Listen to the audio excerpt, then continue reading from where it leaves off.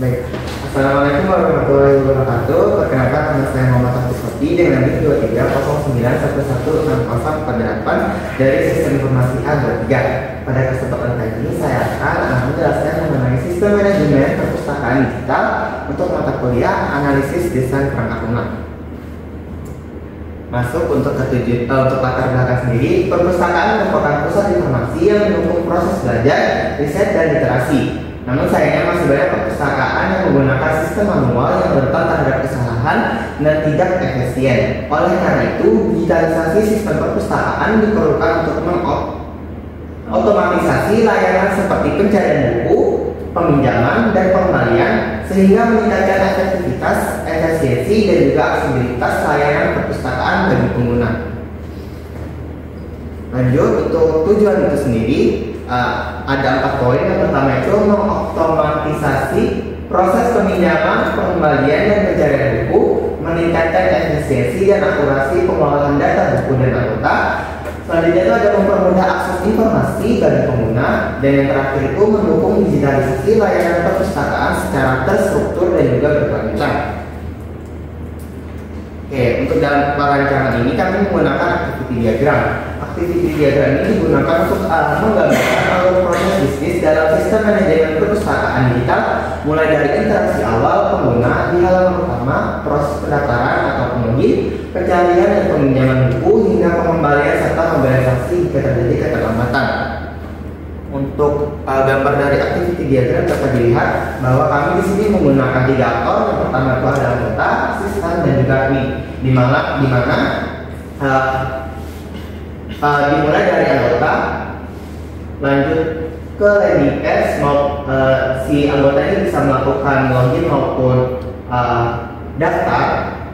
Anggota juga dapat melihat daftar buku, dapat meminjam buku, terus dapat mengembalikan buku dan melakukan pembayaran sanksi. Untuk sistem sendiri ini dia bakal mengecek anggotaan, menampilkan daftar buku, peminjaman, memberikan waktu peminjaman. Terus itu selanjutnya untuk admin sendiri itu hanya melakukan CRD dan memberikan sanksi serta menyetujui pengembalian buku. Dalam perancangan juga kami menggunakan kelas diagram. Dalam manajemen sistem perpustakaan digital ini, kelas diagram mempresentasikan entitas utama seperti anggota, buku, peminjaman, pengembalian, admin, dan notifikasi. Setiap kelas itu memiliki atribut dan metode yang sesuai dengan fungsinya, serta saling terhubung melalui relasi seperti asosiasi dan pewarisan. Untuk gambar dari kelas diagram dapat dilihat di sini. Kami di sini menggunakan 8 entitas, dimulai dari entitas anggota, notifikasi, peminjaman, buku asing, buku lokal, pengembalian, dan juga admin.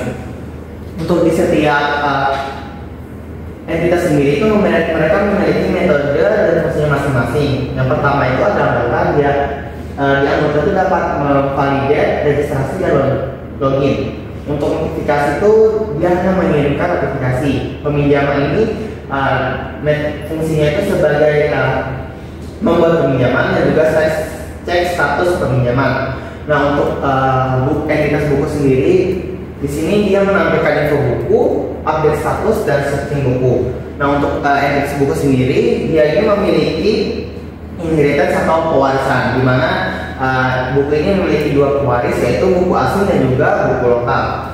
Selanjutnya di sini ada entitas pengembalian. Untuk metode dan fungsinya sendiri itu dia membuat pengembalian dan juga menghitung denda bagi pengguna. Selanjutnya itu ada admin. Untuk admin sendiri, metode atau fungsinya sendiri dia itu memverifikasi anggota dan mengelola peminjaman buku. Oke, lanjut di sini untuk tampilan desain mukanya ada menu koleksi, menu beranda, detail buku, menu profil, menu pelayanan, menu daftar keanggotaan.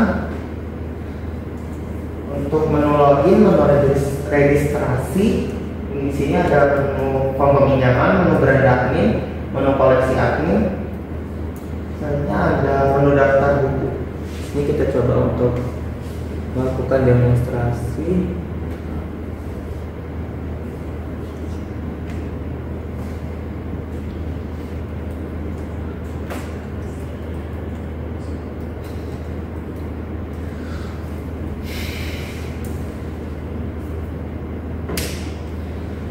Nah, di sini untuk landing page-nya sendiri, di sini ada 3 page, yaitu beranda, hasil layanan.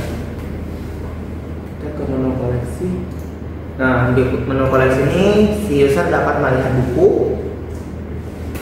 Selanjutnya ada melihat detail buku. Di sini ada deskripsi detail buku maupun ulasan dari buku itu sendiri.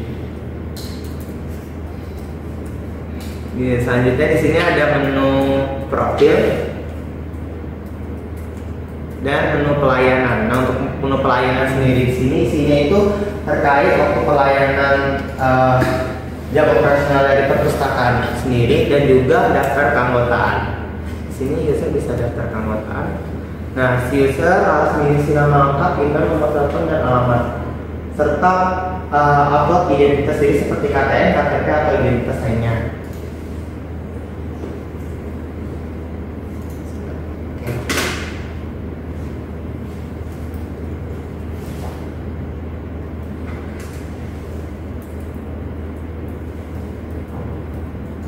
Oke, masuk ke poin kesimpulan. Jadi sistem informasi perpustakaan digital yang dirancang ini dapat menanggulangi permasalahan pengelolaan manual mulai dari kesalahan pencatatan hingga keterbatasan akses informasi dengan mengintegrasikan entitas anggota, buku, peminjaman, pengembalian, notifikasi, dan admin ke dalam satu platform yang terkomputerisasi. Antarmuka baca ini memudahkan pencarian koleksi peminjaman dan pengembalian, sedangkan backend mungkin memungkinkan si admin mengolah data dan memantau aktivitas secara real time. Mungkin cukup sekian yang bisa saya sampaikan. Kurang lebihnya mohon maaf. Wassalamualaikum warahmatullahi wabarakatuh.